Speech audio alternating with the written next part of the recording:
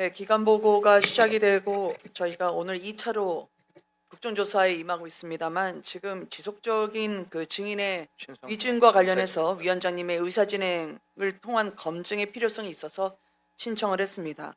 저희 의원실에서 위철한 상임위원실의 인터넷망 그리고 업무망 컴퓨터 인쇄 목록을 모두 받아 분석한 결과 국정조사 1차 기간 보고서의 핵심 진술이 위증이자 허위로 확인된 바 말씀을 올립니다.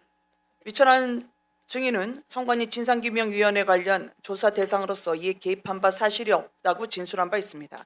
그러나 위철한 증인의 비서실 직원이 진상조사의 출범 이틀 전에 투표용지 부족 사태 진상규명위원회 운영 계획이라는 제하의 파일을 출력을 하였고 6월 19일입니다. 진상규명위 결과 보고서를 발표하기 58분 전에 진상규명위 결과 보고서라는 파일이 인쇄가 됐습니다.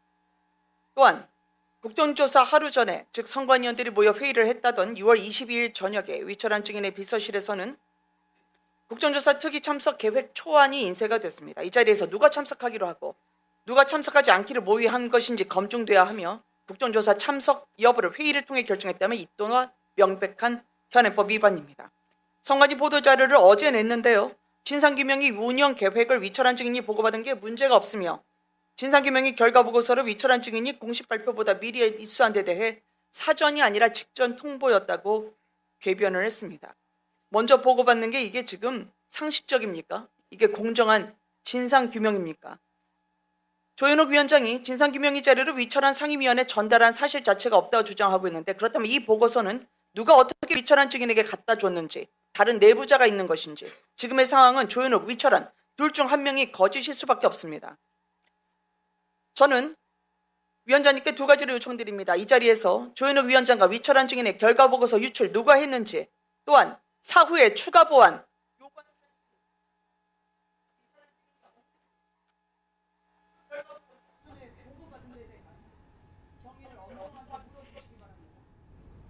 그리고 6월 2일부터 29일까지 위철한 상임위원과 상임위원실 내부에서 인쇄된 문서사본 일체를 선관위가 지금 당장 국회로 제출할 것을 요구해 주시기 바라며 지금까지 드러난 위철한 증인의 위증 행위에 대해서 국정조사가 끝날 때까지 지체할 게 아니라 오늘 위원회 명의로 위증 고발해 주실 것을 요청드립니다.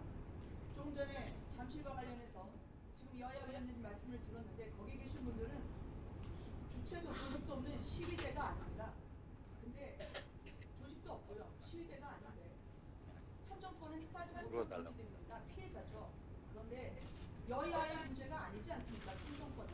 따라서 국정조사 특위에서 이분들을 시위대로 부르거나 시위를 하시는 분들이라는 게 아니라 국민들로 불러주실 것을 그 명령을 요청드립니다. 이상입니다. 우리 조영 위원장님 나오셨습니까? 네, 나왔습니다. 나와 계세요? 그러면 간단하게 묻겠습니다. 서로 내부 소통하셨나요? 전혀 하지 않았고 저는 어제 기사 보고 처음 알았고 저도 너무 놀랐습니다. 저희가 활동 결과 잠깐 마이크 앞으로 나와주시죠. 저도 어제 기사를 보고 깜짝 놀랐고요. 저희가 마지막 날 기자들에게 활동 결과 보고서를 모든 기자들이 있는 자리에서 발표한데 그 전에 직전에 유출됐다는 거를 저는 어제 알고 너무 놀랐고 전혀 저한테 의논한 일도 없고 저는 그 자체가 용납할 수 없는 일입니다. 그럼 의철한 증인 사전 협의 뭐 그런 거 없었습니다. 없었습니까? 그런데 어떻게 보고서가 밖으로 유출됐습니까? 제가 그러면 내부적으로 소통하는 사람도 있나 보죠? 그런 거 없습니다. 없습니까? 예, 예. 아마 제가 어제 그 기사 보도를 보고 확인을 해보니까 아마 거의 확정된 안을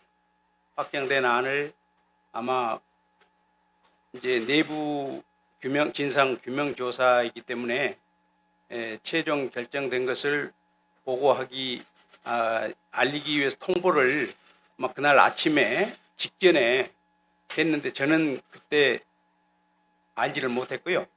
그 이후에 9시 반에 회의를 자체를 한다는 얘기를 들었고 그 이후에 간단한 회의를 한 다음에 기자 브리핑을 진상위원회에서 한 걸로 알고 있습니다. 그 무렵 이후 무렵에 저는 이제 그 메일이 이게 왔다 해서 인출됐다고 9시경쯤에 그 인출이 됐다고 하면서 이렇게 이제 마무리됐습니다. 이런 식으로 통보가 됐다면서 그 메일을 한 기자 브리핑 무렵 전후에서 그걸 저도 처음으로 최초로 그 있다는 걸 알았습니다. 그렇지 사전에